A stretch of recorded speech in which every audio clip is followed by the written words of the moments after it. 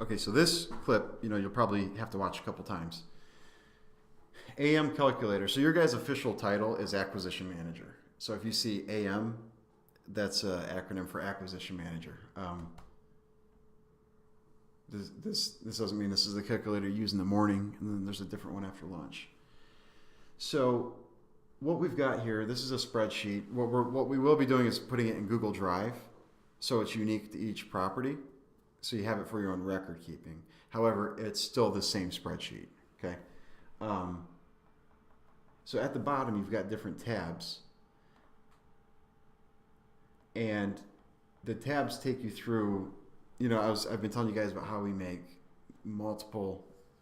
We can offer in multiple scenarios. So there are a few things that are going to influence the type of offer that we make. We're going to look at how much do they owe, because that can tell you right away. If they owe too much, well, the cash offer is off the table, so you don't even bother messing with the calculator. Or is it free and clear? If it's free and clear, then we're not going to mess with the subject to calculator, because there's nothing to take over there, right? Or if it's a scenario where our offer is going to be around 100, but they only owe 30 grand, well, we're not going to do a subject to there, because you're taking over. That mortgage is going to be a first position deed of trust, like we talked about, and so if you're borrowing the difference, they lend more. The person that's lending you the money is going to want to be in first position. So something like that, you'd only look at cash offer and just pay off that mortgage at closing, right? So, and then like this institutional rental, the INST rental at the bottom, we're going to take a look at that. Well, there are only certain criterias that these guys will buy. Like, for example, they don't buy in Durham for some reason. They buy in Wake, Mecklenburg, Gaston, Cabarrus. They're rarely going to buy anything older than 1995. They don't buy houses without garages.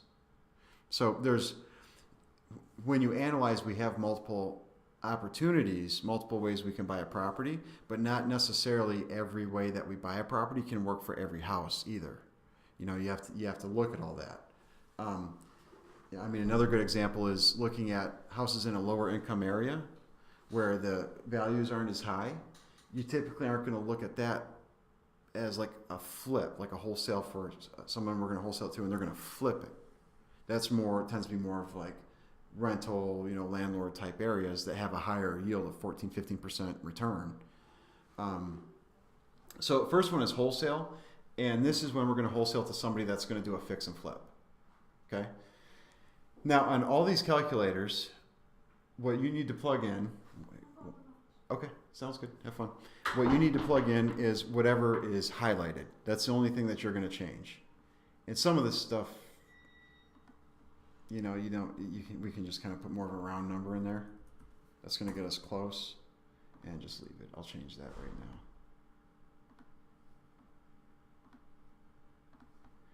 now. So the only thing you're going to change in all these calculators is what's highlighted in yellow. Okay, anything that's not highlighted in yellow, you don't mess with it. So we'll start with this one. So what this calculator is this is the calculator that we use to determine how much we can wholesale a deal for to somebody that's going to do a fix and flip. And what I'll do for you guys, I'll get rid of address right here, and I'll put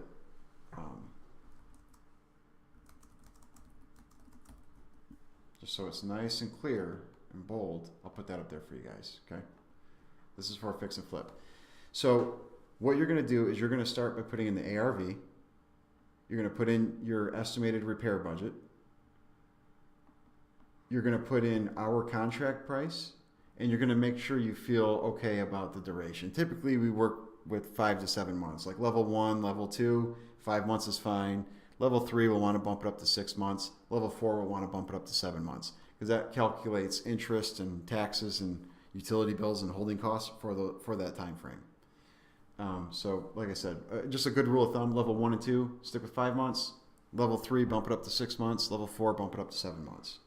Okay? This is our contract price, and investor buy price is where we put in what we think we could sell the house for. Now, how do we determine what we think we could sell the house for? I have a Gantt chart for you right here. And with the Gantt chart, this is the level of rehab. This is the ARV. So you cross-reference the two, and it tells you what that profit margin, the estimated profit margin, needs to be. So in our scenario, we have an ARV of 195, and if the repair budget's only 15 grand, I can tell you that's most likely a level 1.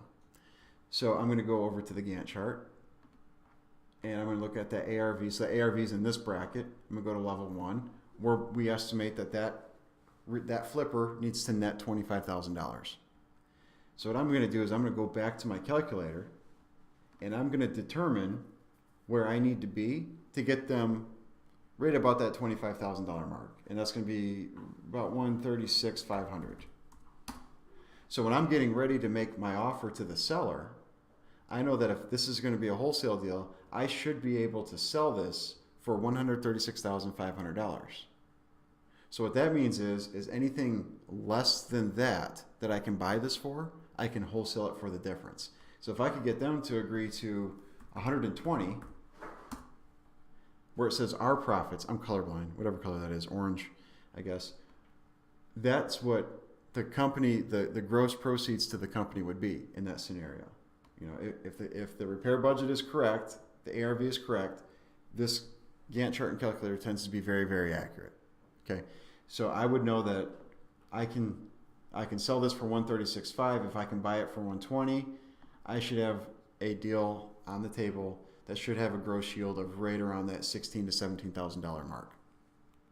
Okay, so then what happens is, so you make the offer of $120,000 and it gets signed. Well, now let's say you come back and field rep comes back and we find that it actually has $21,000 we estimate in repairs. So I'm gonna go back to my Gantt chart. I'm in this bracket. Let's say we see it's really more like a level 2. Okay. Well, at a level 2, he needs to yield $28,000. And now we know we have a $21,000 budget. Well, I've got to get that up 9 grand. So I'm gonna try 126 and see how that looks. Oops, that's a little too much because now he's paying less in interest. That's why we have to make sure the duration is correct. So we need to be, we can sell it for about, now we're seeing we can sell it for about $128,000. Well, if we have, that difference there, well, we want to try to put it on the seller because now if you look at our profit margin, now it shrink down to 8. Well, I don't know about you guys, but I'd rather have it at the 16 that it was at. So now I'm going to go back to the seller and we're going to say, hey, we found X, Y, and Z. We estimated repairs to be about this, and what we're finding is they're actually this. We'll share some of that burden with you, but we're not in a position to share all of it. This would, if this makes sense, we can move forward at this price. If not, unfortunately, we would have to terminate. And let's say you get them to agree to go down to $112,000. Well, now you're back up to your 16, right? But you see how the calculator, you reference that Gantt chart, you really at the end of the day, is this number is kind of where the whole thing stems around. What does the person to whom we're wholesaling the property, what do they need to yield on this property?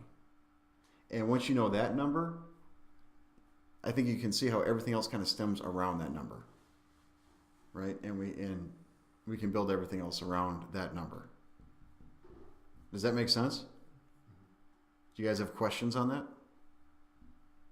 Okay, and again, this is for your traditional wholesale, where we think likely the person to whom we're wholesaling it will most likely use this property for a renovate and resell. Okay, so I'm going to pause that video.